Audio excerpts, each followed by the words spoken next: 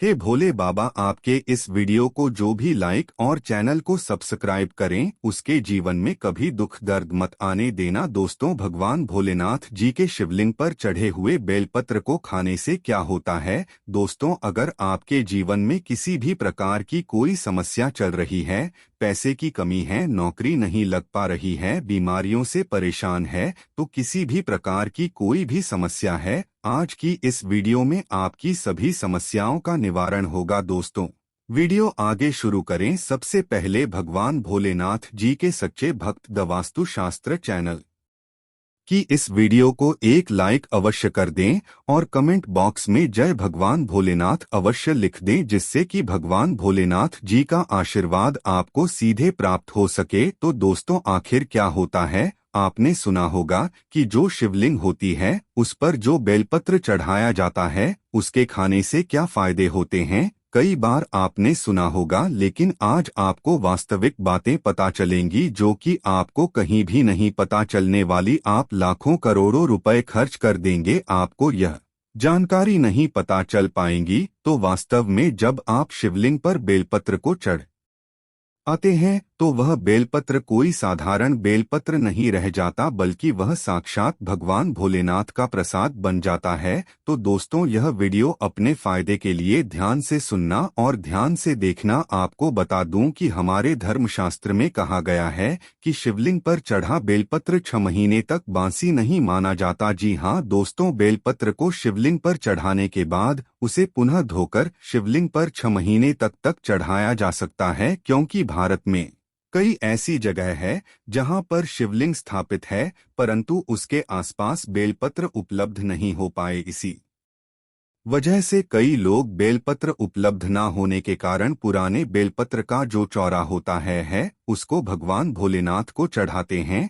ऐसा विधान है। तो दोस्तों, बेलपत्र को भगवान भोलेनाथ पर चढ़ाने के पीछे एक पौराणिक कथा है और कथा के अनुसार जब समुद्र मंथन चल रहा था उसी समय समुद्र मंथन के दौरान अमृत के साथ कई और चीज भी निकली थी, जिसमें से एक विष निकला था। विष आप जहर भी कह सकते हैं, और यह विष चारों ओर फैलने लगा था। उसी समय पूरी सृष्टि को विष से बचाने के लिए भगवान भोलेनाथ ने इस विष को अपने कंठ में धारण कर लिया था, इसलिए भगवान भोलेनाथ को उसे दिन से नीलकंठ भी कहा जाने लगा। परंतु विष के प्रभाव से भगवान भोलेनाथ के शरीर का ताप बढ़ने लगा, जिसकी वजह से आसपास का वातावरण जलने लगा और वहां देवी देवताओं ने प्राचीन वेद सलाहकारों से सलाह ली कि भगवान भोलेनाथ को इस विष से कैसे बचाया जाए। तो दोस्तों, उस समय जो प्राचीन वेद सलाहकार थे उन्होंने सलाह दी कि आप भगवान भोलेनाथ को बेलपत्र का सेवन कराया,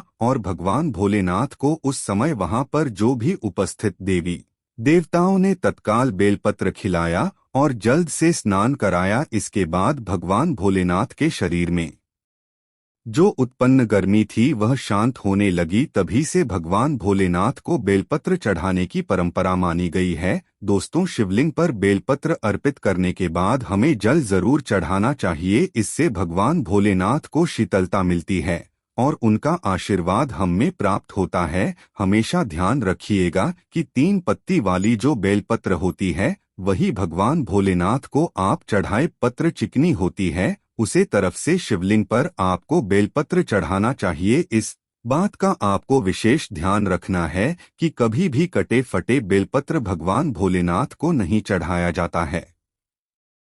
इसके पीछे भी एक कथा है, क्योंकि जब भगवान भोलेनाथ जी ने गणेश जी का सिर खंडित कर दिया था तभी से भगवान भोलेनाथ ने संकल्प लिया था कि कभी भी मुझे कोई खंडित चीज है नहीं चढ़ाई जाए, ना ही अर्पित की जाए। तब से भगवान भोलेनाथ जी को कभी भी कोई चीज खंडित नहीं चढ़ाई जाती है, चाहे वह बेलपत्र हो। दोस्तों, आप वीडियो को लाइक कर दीजिए और वाकई में भगवान भोलेनाथ की कृपा पाना चाहते हैं तो चैनल को सब्सक्राइब कर लीजिएगा, क्योंकि हमारे चैनल द वास्तुशास्त्र के माध्यम से प्रत्येक दिन आपको वैसे जानकारी दी जाएगी जो आपके दैनिक जीवन में आपका जानना बहुत ही जरूरी है। और हिंदू भाइयों को यह वीडियो शेयर भी जरूर कीजिए। तो दोस्तों, शिवलिंग पर अगर आप प्रतिदिन बेलपत्र चढ़े तो सभी प्रकार की समस्याएं आपकी दूर हो जाएंगी। भगवान भोलेनाथ जी के भक्तों को कभी भी पैसे की समस्या नहीं रहती है। जो बेलपत्र को तिजोरी में रखते हैं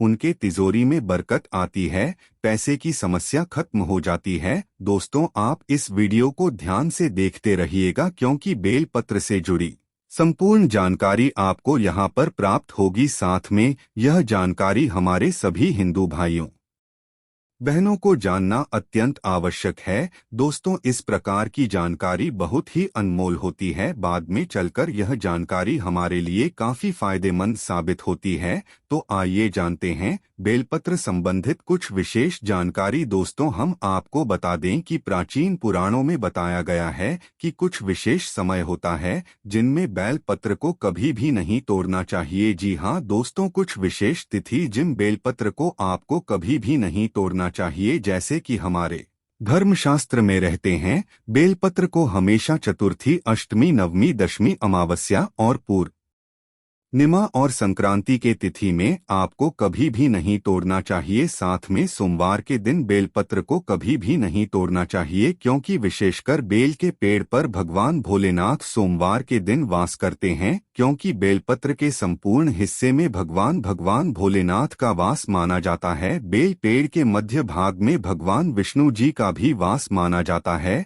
और दोस्तों, मैं आपको बता दूं कि जो बेलपत्र के जो बेल होता है इसकी पत्तियों में शक्ति मानी जाती है, अर्थात सभी हमारे देवी देवताओं का जो शक्ति होता है उसके अंदर समाहित होती है। इसलिए आपको कभी भी सोमवार के दिन बेलपत्र नहीं तोड़ना चाहिए। दोस्तों, इसके अलावा प्रतिदिन दोपहर 12 बजे के बाद भी आपको बेलपत्र कभी नहीं तोड़ना चाहिए, हमारे धर्मशास्त्रों में लिखा है।